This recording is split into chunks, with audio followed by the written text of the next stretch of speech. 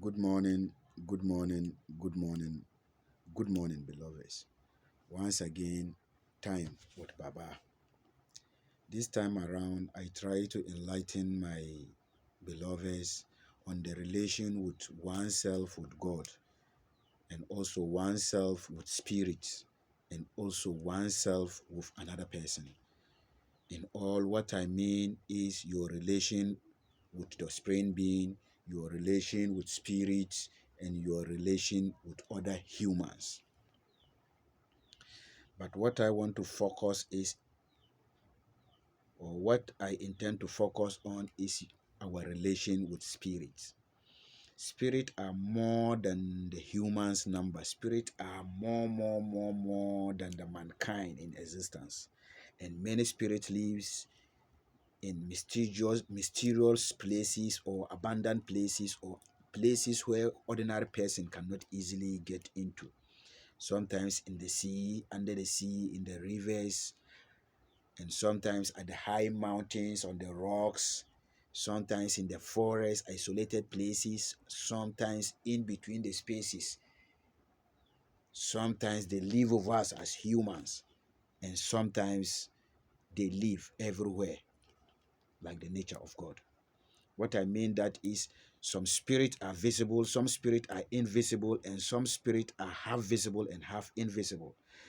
The invisible spirit can only be seen or can only be called upon when you place items on board and know the secret codes. For example, there are spirits which live like more than 1,000 years, 5,000 years, and how to awaken it from sleep.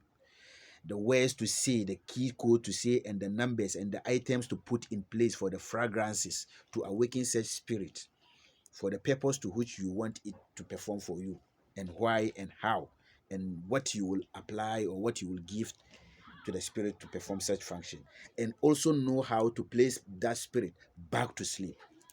Because when you are able to call upon something, you should be able to also dismiss it so that it doesn't stay for long, because certain spirits are not made to stay with mankind, but for the activities, for the purpose to which man need them to function or to help assist. For example, in wisdom, in treatment of sicknesses, in fortune giving like money activities, in lucky like gambling, to give you the mindset of what will happen a week before, a month before, 2 years before, or in the future before that time comes, so that you know how to prepare and assemble yourself to that period. You don't lose. Spirit can also punish people when you call upon them, but one need to know why you are calling upon them, and also know what to do and what not to do, or how to settle things when you call upon them to handle a dispute.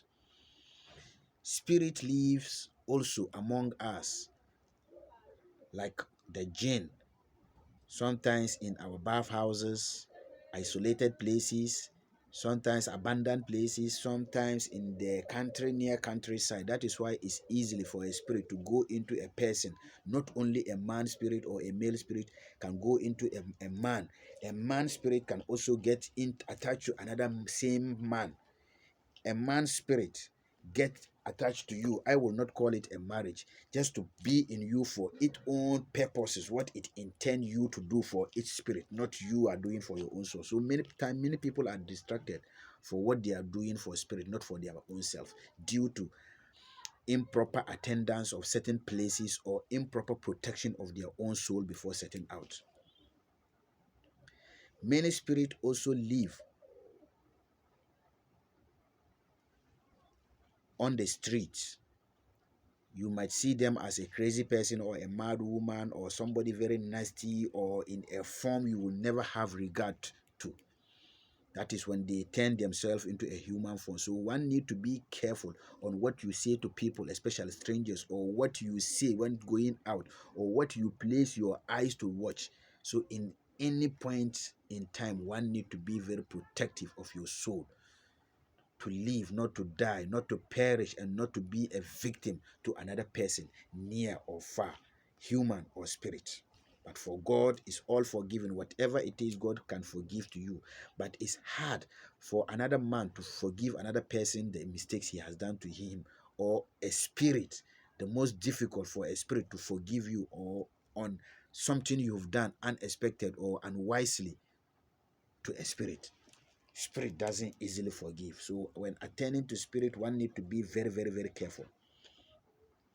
Also, the reason why many people will have work incomplete, maybe doing something for you, attending to you on helps, or attending to you on treatment, or attending to or some natural kind of spirit activities to you incomplete, is why? Because maybe his strength is not up to that level, or he does not know what he is doing, or he's scared of what he has seen. Because to awaken a spirit from sleep, some will come in an animal form, some will come in a snake form, some will come in a smoke form, some will come in a human form, and some will come in both.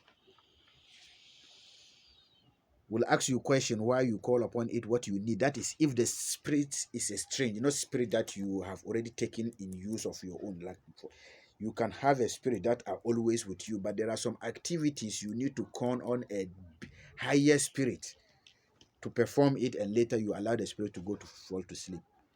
And that is where the trouble lies on many people, and that is where the mysterious activities happen to many people. Because when you call upon the spirit, you need to understand the spirit, what it needs and what it doesn't need, what you exactly you want the spirit to do for you, and for how long, and what you are going to give to the spirit till that time, till it go back, till you set the spirit back to its sleep.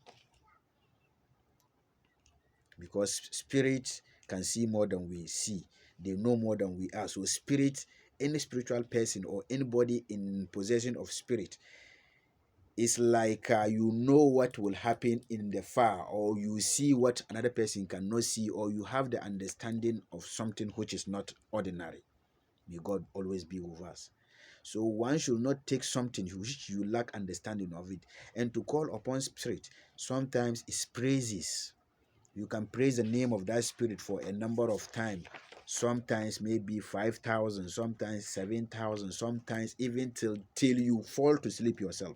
It is the spirit that will come and awaken you and begin to ask you what you've called for him, what you want, and how you want it to be done.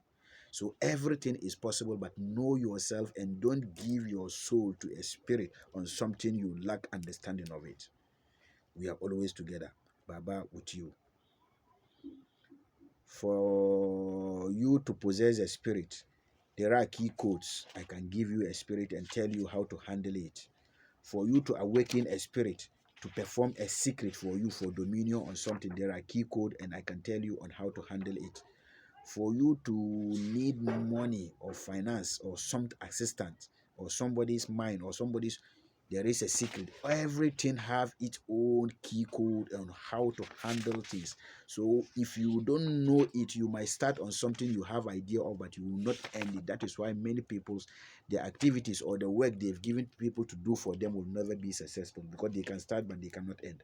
Or the person you are working for is scared of what he's going through. Baba, I'm with you, for better, for worse, but think good and act right. We are always together on sicknesses, on fortune, on protection, on favor, on whatever your heart desire, which I think is accurate to you too, you think is accurate. And also, anything you think you've owned, which is at the possession of another person, don't worry, no matter how strong and stubborn the person is, we will call upon spirit and make sure we see where the truth and power lies. We are together and always together. Baba, I'm for you. Call upon me. I will assist you. But be yourself and don't ask questions you already know the answer, or ask stupid questions. So talk with body, mind, and soul positive. Many people get cheated on, or many people get duped because of their tongue, or how eager they are looking for what they are looking. They know you. Be positive, body, mind, and soul.